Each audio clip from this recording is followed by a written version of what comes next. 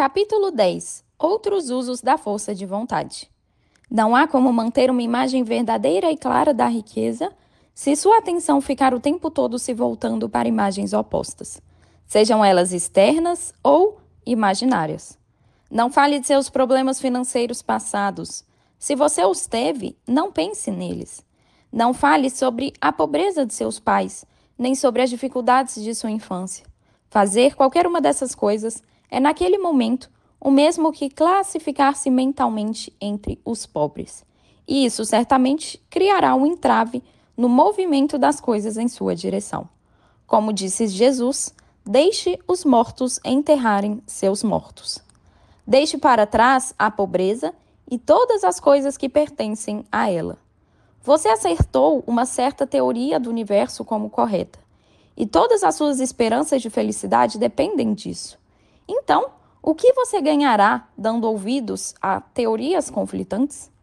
Não leia livros religiosos que lhe digam que o fim do mundo está próximo, e não leia os textos sensacionalistas e filósofos pessimistas que dizem que você irá para o inferno. O mundo não está indo para o inferno, ele caminha na direção de Deus. É uma maravilhosa transformação. Isso aqui está bem conectado novamente com o livro Kybalion com as leis herméticas, que diz que o todo criou o universo e agora o universo, suas criações estão em caminho a Deus novamente. Então, nós estamos em um processo de evolução, sim. E aí aqui o Wallace D. Wattles reforça que nós devemos focar nessa teoria, nessa ciência de enriquecer, e não escutar, estudar, ler sobre coisas contrárias. É verdade que muitas coisas que existem no mundo são desagradáveis, mas para que estudá-las se elas estão certamente deixando de existir? Estudá-las impedirá que acabem de vez e as manterão em nosso meio. Por que dar tempo e atenção a coisas que estão sendo eliminadas pelo crescimento evolutivo? Ao cumprir sua parte, você promove o crescimento evolutivo e acelera a eliminação das coisas ruins. Não importa o quão aparentemente horríveis sejam as condições em certos países, áreas ou lugares, pensar sobre isso irá apenas fazer que você perca seu tempo e destrua suas próprias chances. Enriquecer o mundo, esse deve ser seu único interesse. Provavelmente vocês se lembram do documentário O Segredo. E no Segredo nós temos um dizer, de que nós não combatemos a guerra indo contra a guerra. Quando a gente faz isso, nós estamos focando nossa energia em quê? Na guerra. Consequentemente, criamos mais guerra. Para acabar com a guerra, você precisa focar na paz. E a mesma coisa, para acabar com a pobreza, você precisa do oposto. Você precisa pensar na riqueza, agir mediante a riqueza. Sua atenção precisa estar concentrada na riqueza. Pense nas riquezas que o mundo está ganhando e não nas pobrezas que ele está perdendo. E mais uma vez, lembre-se que a única maneira que você pode ajudar o mundo a se tornar rico é enriquecendo por meio do método criativo, não pelo método competitivo. Volte-se somente para as riquezas, ignore a pobreza. Sempre que você pensar naqueles que são pobres ou falar deles, pense neles e fale deles como pessoas que estão se tornando ricas, como pessoas que devem ser felicitadas em vez de lamentadas. Desse modo, essas e outras pessoas também se apossarão da inspiração e começarão a procurar uma saída. Quando eu digo, no entanto, que você deve voltar todo o seu tempo, sua mente e seus pensamentos para a riqueza, isso não significa que você deva ser egoísta ou sórdido. Tornar-se realmente rico é o objetivo mais nobre que se pode ter na vida, pois inclui todos os outros. É a frase que eu costumo dizer, que a prosperidade é altruísta, porque ninguém prospera sozinho. Quando você prospera, você carrega outras pessoas com você. E é isso que ele está falando aqui, que tornar-se realmente rico é um objetivo nobre, porque você inclui todos os outros. No plano competitivo, a luta para ficar rico é uma disputa por poder sobre outros homens, que não inclui Deus. Mas, quando adentramos o reino da mente criativa, tudo isso muda. O enriquecimento se torna causa de tudo o que é possível para a grandeza e o desenvolvimento do espírito, para o serviço e as nobres empreitadas. Tudo se torna possível através do uso das coisas. Se lhe falta saúde física, você descobrirá que o seu enriquecimento depende dela. Somente aqueles que são financeiramente emancipados e têm acesso a meios para viver uma existência despreocupada e seguir práticas de higiene têm saúde e conseguem mantê-la. A grandeza moral e espiritual só é possível para aqueles que estão acima da batalha competitiva pela existência.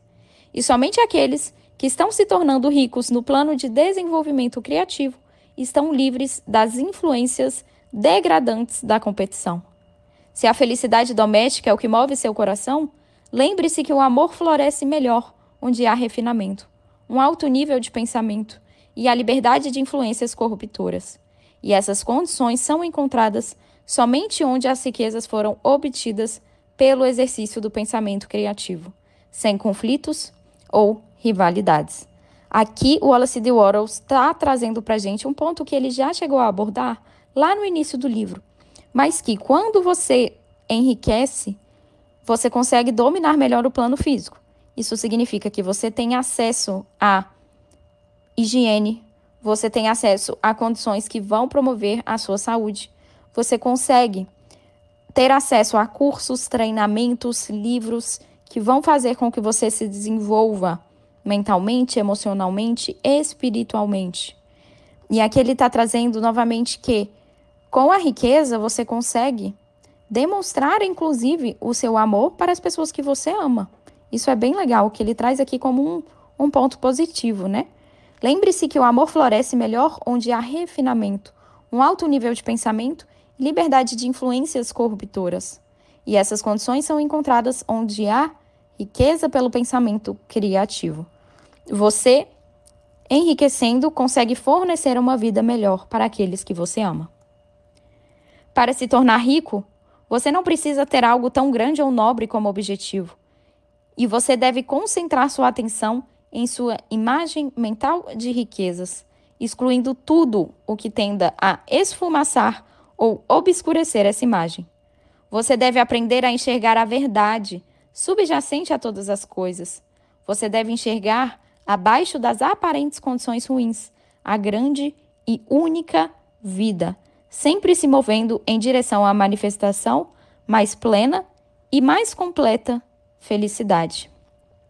É verdade, a pobreza não existe, só a riqueza existe. A pobreza é uma ilusão.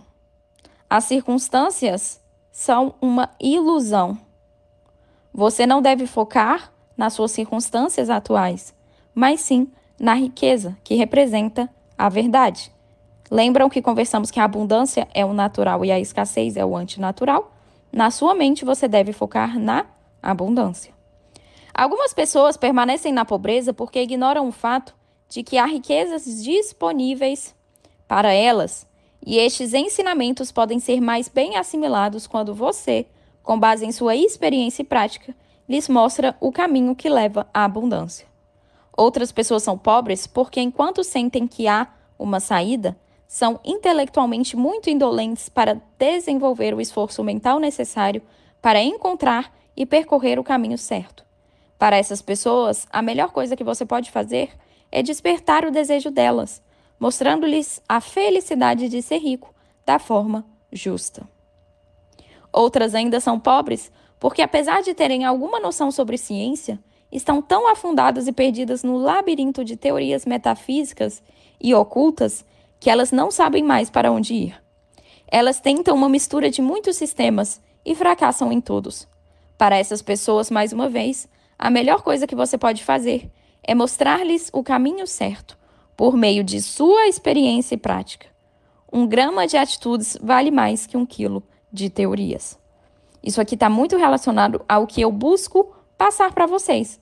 Ao invés de ficar enchendo-os de teorias, eu busco passar exercícios, busco passar a prática.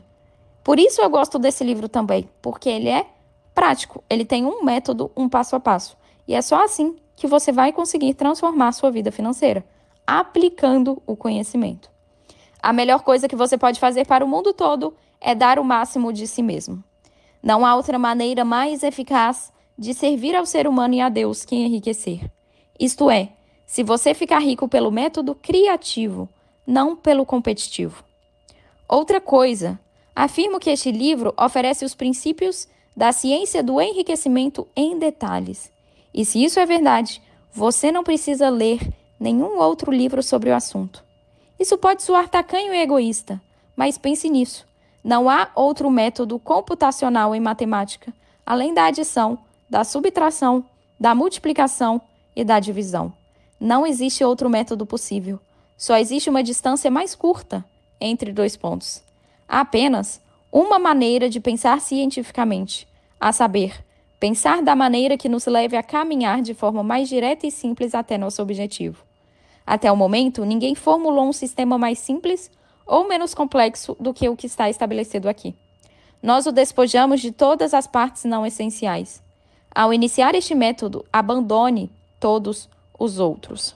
Deixe-os completamente fora de sua mente. Leia este livro todos os dias. Leve-o com você. Saiba-o de cor e não pense em outros sistemas e outras teorias.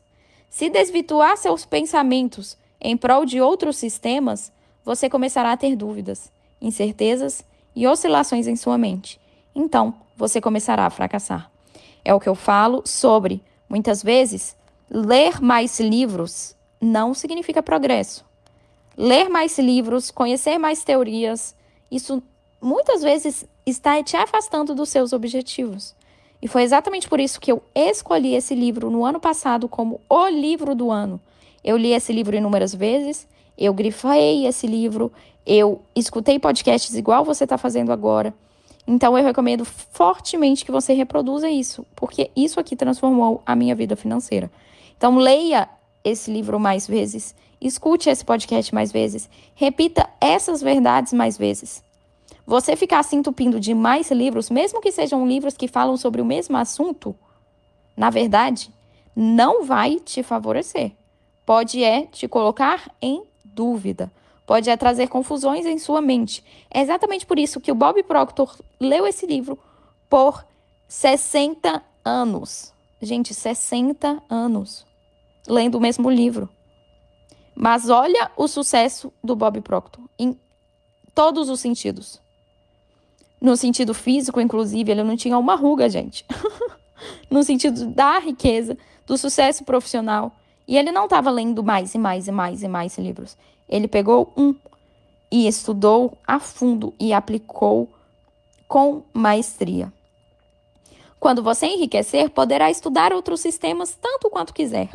Porém, até que esteja completamente convicto de ter ganhado o que deseja, não leia nada nesse sentido, exceto esse livro e os dos autores mencionados no prefácio.